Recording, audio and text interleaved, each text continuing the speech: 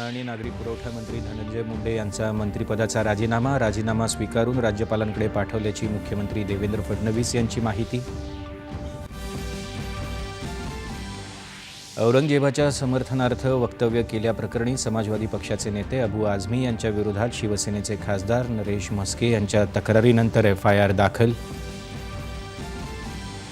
आझमी यांच्या वक्तव्याचे दोन्ही सभागृहात पडसाद. आझमींच्या निलंबनाच्या मागणीवरून सत्ताधारी आक्रमक. गदारोळानंतर दोन्ही सभागृहांचं कामकाज दिवसभरासाठी तहकूब. छत्रपती शिवाजी महाराजांसह महापुरुषांविषयी अवमानकारक विधानं करणाऱ्यांवर सरकारनं कारवाई करावी असे विधान परिषदेचे सभापती राम शिंदे यांचे निर्देश.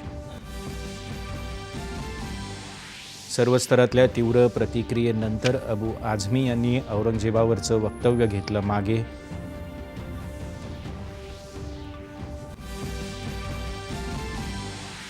MSME क्षेत्राच्या विकासासाठी संशोधन आणि नवोन्मेषाला वाव देत उत्पादनांची गुणवत्ता वाढवावी. अर्थसंकल्पोत्तर वेबिनारमध्ये पंतप्रधानांचा सल्ला. मेक्सिको आणि कॅनडा यांच्यावर अमेरिकेचे व्यापारी निर्बंध आजपासून लागू. चीनवरच्या निर्बंधातही वाढ. जगभरातल्या शेअर बाजारांवर विपरीत परिणाम. आणि चॅम्पियन्स चषक क्रिकेट स्पर्धेच्या उपांत्य फेरीत भारताविरुद्ध नाणेफेक जिंकून ऑस्ट्रेलियाचा फलंदाजीचा निर्णय.